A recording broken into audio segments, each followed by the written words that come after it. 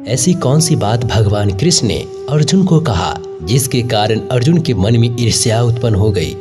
एक बार की बात है जब भगवान कृष्ण और अर्जुन बैठे बैठे वार्तालाप कर रहे थे तथा कृष्ण अर्जुन को दानवराज राजा बलि की दानवीरता की कहानी सुना रहे थे कि कैसे राजा बलि ने भगवान वामन को 3 पग भूमि दान की थी।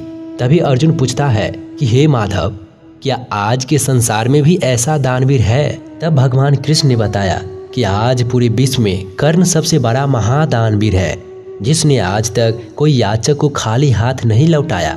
कृष्ण के मुख से इस प्रकार कर्ण की महानता सुनकर अर्जुन को बड़ी ईर्ष्या हुई।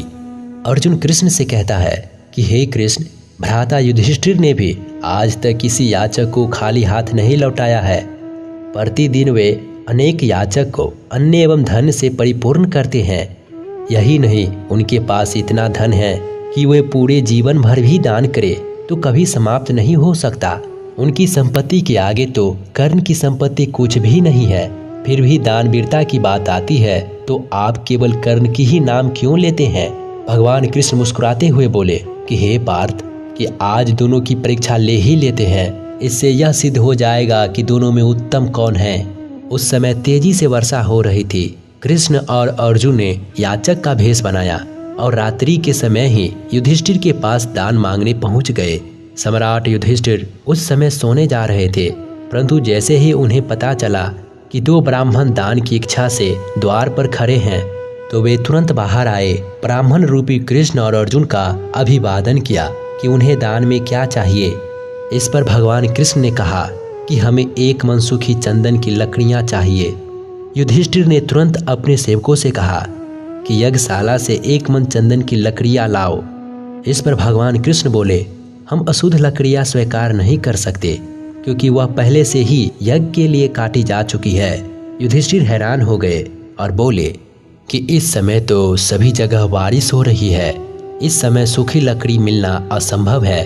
अगर आप चाहे तो मैं आपको 1 मन चंदन की लकड़ी की वजह 1 मन स्वर्ण मुद्राएं दे सकता हूँ। इस पर कृष्ण बोले, हमें स्वर्ण मुद्राएं नहीं, अपितु 1 मन चंदन की सूखी लकड़ी ही चाहिए। युधिष्ठिर ने हाथ जोड़कर कहा कि हे ब्राह्मण देव, इस समय तो सूखी लकड़ी मिलना संभव नहीं है। आप कृपया आज रात मेरे अतिथि स्वीकार करें। कल सुबह वर्षा रुकते ही मैं आपको 20 मन चंदन की लकड़ियां उपलब्ध करवा दूंगा।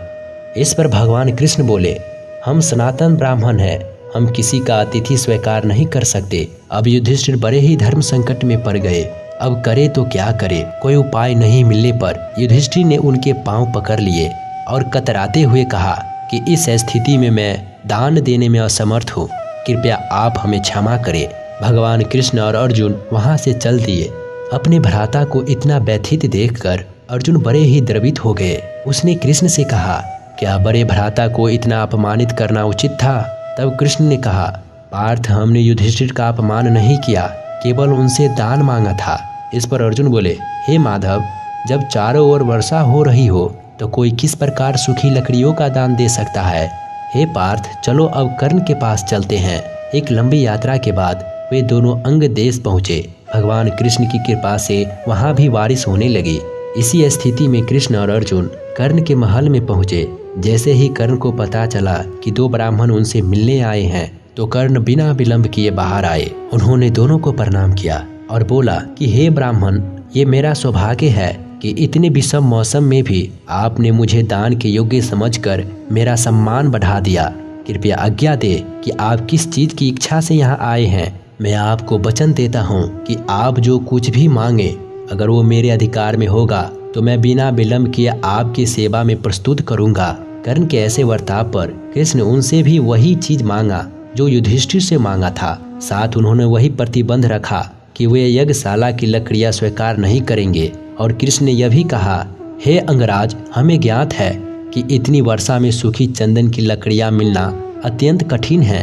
अगर आप ये दान न दे सके तो हम यहाँ से चले जाएंगे। इस पर कर्ण ने कहा कि हे ब्राह्मण, ईश्वर की कृपा से आज तक मेरे द्वार से कोई याचक खाली हाथ नहीं लौटा, और आप इस प्रकार दान लिए बिना लौट जाएंगे तो मुझे बड़ा कलंक लगेगा। अतः आप कृपया करके थोड़ी देर रुके, मैं अभी आया। यह कहकर कर्ण अपने धनुष लेने भवन में लौट गए।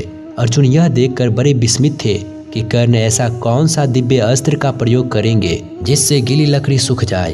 अगर वह अग्नि अस्त्र का प्रयोग करेगा तो लकड़ी पूरी तरह से जल जाएगी। अर्जुन ने यह बात कृष्ण से भी कही। भगवान कृष्ण ने कहा, थोड़ा प्रतीक्षा करो पार्थ, अभी सब पता चल जाएगा। अर्जुन कर्ण की प्रतीक्षा करने लगा। वो देखना चाहता था कि कर्ण के पास ऐसा कौन सा अस्त्र है जो उनके पास नहीं है। थोड़ी ही देर में कर्ण अपना धनुष वापस लेकर आए और अपने साधारण बाण से ही महल के मुख्य द्वार को काट डाला, जो चंदन की लकड़ियों से बना था। देखते ही देखते कृष्ण और अर्जुन के सामने चंदन की लकड़ियों का ढेर लग गया। इस प्रकार दान देखकर अर्जुन अवाक रह गया। तब कृष्ण ने कहा कि हे अंगराज, अगर हम आपके द्वारा दिए गए लकड़ी लेने से मना कर दे तो आप क्या करेंगे? कृष्ण के मुख से यह बात निकलते हैं कर्ण ने अपना सैया जो चंदन की लकड़ियों का बना था उसको टुकड़े टुकड़े कर दिया। कर्ण ने कहा कि हे ब्राह्मण देव, मेरा सैया मेरा दिव्य कवच और कुंडलों के कारण कभी अपवित्र नहीं होता, अतः यह आपके यज्ञ के योग्य है। भगवान कृष्ण खुश हुआ। फिर भी उन्होंने कर्ण से कहा कि अगर हम इस लकड़ियों को दान में लेने से मना कर दे तो? कर्ण ने दोनों हाथ जोड़कर कहा कि हे ब्राह्मण देव, मैं देवताओं से अपने पूरे जीवन के पुण्य के बदले आपके लिए दान की याचना करूंगा। भगवान बोले, अगर देवता माना कर दे तो? तब कर्ण बोला, फिर भी मैं वासुदेव कृष्ण से यही याचना करूंगा। मुझे विश्वास है कि वे मेरे प्रार्थना कभी नहीं टालते। इस पर भगवान कृष्ण बोले, अंगराज, मैं कृष्ण को जानता हूँ कि उन्हें आपके पुण्य में कोई रुचि नहीं है। वे निश्चित ही आपसे आपके दिव्य अस्त्र मांग लेते ताकि आप अर्जुन का कोई अहित न कर सके। तब कर्ण ने कहा कि हे ब्राह्मण देव, अर्जुन की मृत्यु उनके लिए दान से अधिक महत्व नहीं है।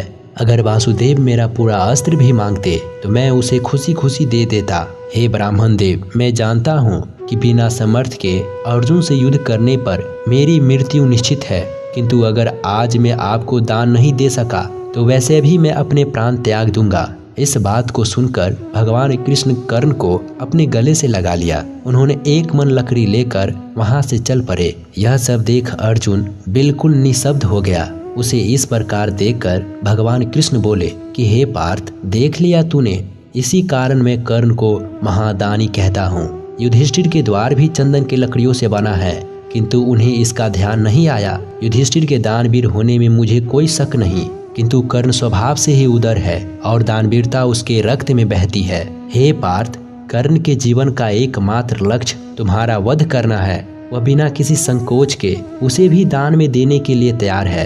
तब अर्जुन बोला, हे माधव, कि आज मैं भी यह स्वीकार करता हूँ, कर्ण जैसा दानवीर आज पूरे विश्व में कोई नहीं है। अर्जुन भगवान कृष्ण से पूछा कि हे माधव, इस एक मन लकड़ी का किस प्रकार उपयोग करें? कृष्ण बोले, हे पार्थ, इस महादान का उपयोग किसी महान यज्ञ में ही होना चाहिए, अतः हमें इस दान की लकड़ी से सम्राट युधिष्ठिर के राजसूय यज्ञ का आरंभ करना चाहिए। जब सम्राट युधिष्ठिर का राजसूय यज्ञ हुआ तो कर्ण की दान की गई लकड़ी से ही पहला आविष्य डाला गया। हम आशा करते हैं कि ये पुरानी कथाएं महान दानवीर की महान दान आपको अच्छा लगा। तो ऐसे ही पुरानी कथाएं जिसे सुनने के बाद हमारा मन और तन दोनों प्रसन्न हो जाता है। तो इस वीडियो को अधिक से अधिक लोगों तक भेजने के लिए इसे लाइक करें और चैनल पर पहली बार आए हैं तो चैनल को सब्सक्राइब जरूर करें। मिलते हैं किसी और पुरानी कथाओं में। धन्यवाद।